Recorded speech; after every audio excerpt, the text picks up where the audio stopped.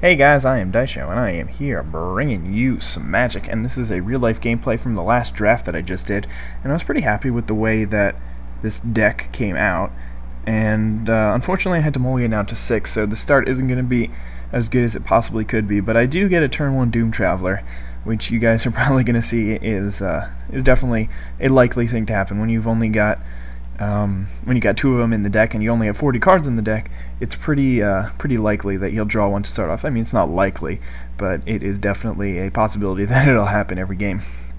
Anyway, turn 1 and turn 2, my opponent doesn't have a play, so I play a Thraben Heretic, and then unfortunately turn 3 I couldn't pick up the land. It would have helped me a lot, but I just play the Sharpened Pitchfork second main, and then pass the turn. But my opponent's already at 16 before he even plays a spell, so that's pretty much where I want to be. I want to be playing a guy turn 1, playing a guy turn 2, hopefully a guy turn 3, usually a 2-drop. In this case it was an equipment, which is going to help me out a lot, but it definitely would have been pretty cool if the guy actually helped me win the game, as opposed to just being... I mean, it does give me +1/+1, but anyway, my opponent plays Lingering Souls here, which is going to be annoying. Those spirit tokens get in the way of a lot. But anyway, I don't think I have the land here either, but it doesn't really matter that much. I'm just going to equip up my Thraben Heretic, who is a human, by the way, and then swing in with both my guys. I don't care if the Doom Traveler dies, because he just comes back as a flyer, and he takes an opponent out, so that's good. And Thraben Heretic can't be killed with my opponent's current board position, because he is a 3/3 first strike. That's where Sharpened Pitchfork really comes in handy. I would basically have had to completely stop attacking if I didn't have the Sharpened Pitchfork, but now my Thraben Heretic is going to be able to get in for whatever he wants, whenever he wants. Anyway, this is the matchup against the guy who was sitting directly to my right. So you guys saw in the second pack, I passed him so many good cards. I passed him so many Feeling of Dreads and Claustrophobia, Silent Departure. Like, I passed him so many good cards that he couldn't even take all of them. That's that's how many. Like, every pack had like 2 or 3 cards that would have just helped his deck out so much. But he kind of built a blue-white Flyers deck, and he's got a little bit of stall and a little bit of tempo. So his basic goal is to just get a decent board position and then just tempo me out and basically use his spells to destroy my attackers and blockers and stuff. But right now you might be like, Daisho, what the hell are you doing? Because I'm just gonna I drew the land there. That was really clutch for me. But I basically just swing in with both my dudes here, and you guys are like, Daisho, what are you doing? Your spirit's gonna die. He's got a Moon Heron. But obviously I have a little trick up my sleeve, and my opponent probably predicted it, but he figured there's no point in just not blocking always. Like, if you just never block, I had the Break a Day in hand, by the way, so I traded my spirit token with the Moon Heron. But if you just never block, then it's not really fair. But so my opponent takes 4. But if you just never block, then you're giving your opponent too much credit. So you do have to block there. You don't necessarily have to, but it's definitely not a terrible block. I don't know, judging by what I think my opponent has in his hand, I'm not 100% sure, but based on a little bit later in the hand, I don't know, it could have been really useful if he didn't block there, but he chose to, so maybe he didn't see it coming, who knows. Well, he didn't know. He obviously didn't know what I had in my deck, so maybe he just thought I was making a mistake or something. But anyway, Lingering Souls, flash a pack, get 2 more guys.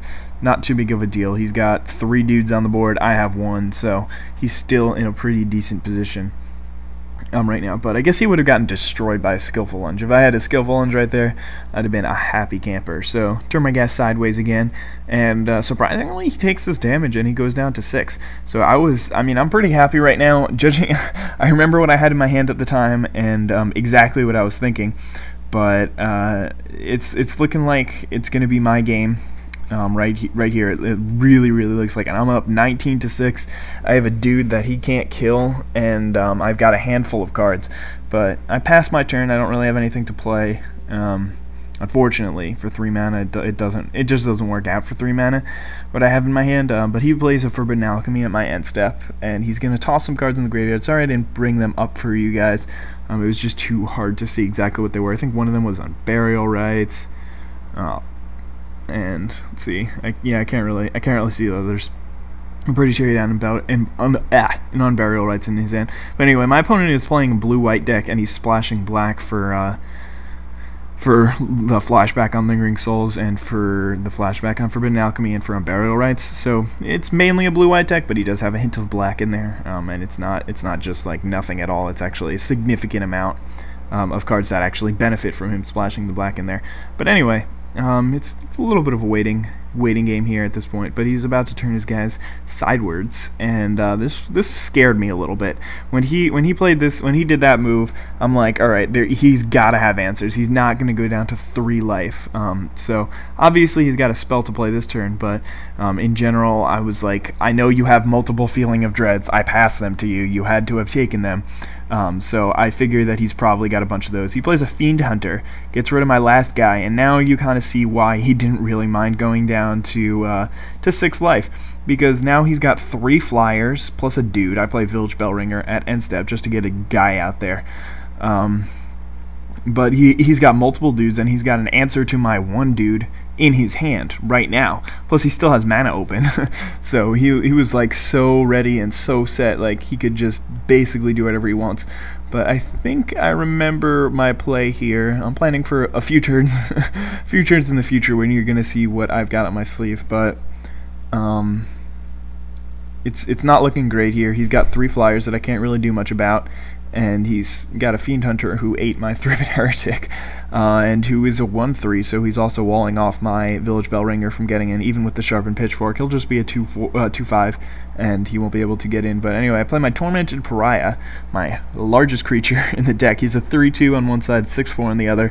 Fairly standard vanilla card, doesn't really do much other than flip to be a good value, as opposed to on the front side where he's a poor value for his awesomeness. But anyway, my opponent untaps, and I'm not sure exactly what he's got for me, but I think I do remember what he played this turn. But that Forbidden Alchemy does way more than you might think, because first of all, he got to put in Unburial Rites in the graveyard, so that card basically just means that he can now tap 4 to go get a card back. So that's basically drawing a card from Forbidden Alchemy.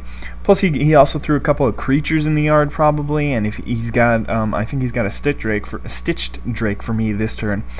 So it's stuff like that is just really helpful for him to have in the graveyard. So when he plays Forbidden Alchemy, though it may look like he's playing 1 card to get 1 card, and he's using 3 mana for it, he's really playing that 1 card to get a few.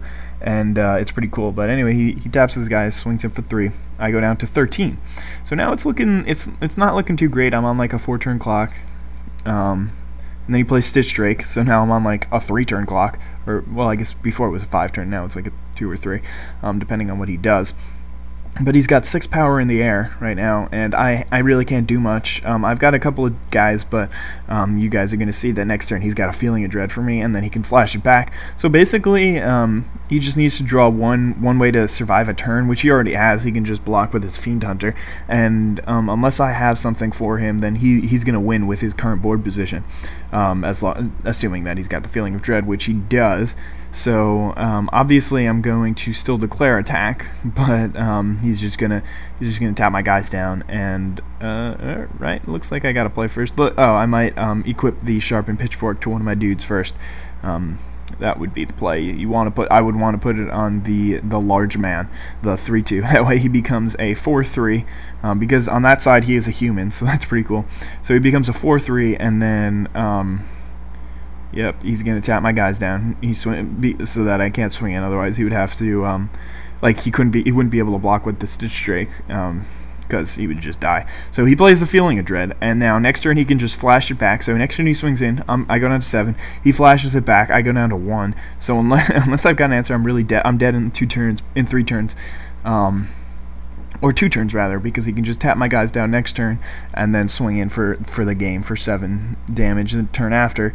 But I don't think I play anything here. I pick up the mana like I'm going to play something, and I almost tap it, but in the end I just passed the turn.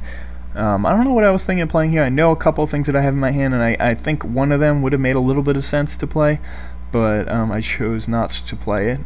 But anyway, my opponent he's feeling pretty good about this game right now. Maybe not very good, because he's still at a dangerously low 6 life. But he knows that I can't really swing in unless I get more creatures, because he can just tap my guys down. He might even have another Feeling of Dread in hand, and just be really excited about that. But for now, he's pretty much set. And what's he gonna do? He's gonna tap some mana, and he's gonna play an Unruly Mob. I don't really know how that helps, but he's just another guy. He swings in for 6, takes me down to 7 as suspected, and he's probably just gonna pass the turn here, I think. I don't think he's got much for me, but luckily for me, I have a little trick. I told you guys to look out for it a few turns ago when I played that Tormented Pariah. Unfortunately, I haven't been able to draw very many lands, but I'm gonna tap to put Bonds of Faith on my human werewolf dude, so now he becomes a 6/4, and then I just fling him at my opponent. So that'll do exactly the 6 damage that I need, and he's just thinking about whether or not he has a response. But my guy is sacrificed no matter what. So there you go. That is going to be the game. He's going to figure out that he doesn't have anything, and then we'll move on to game 2. So I hope you guys enjoyed this one. Have a nice day. Bye.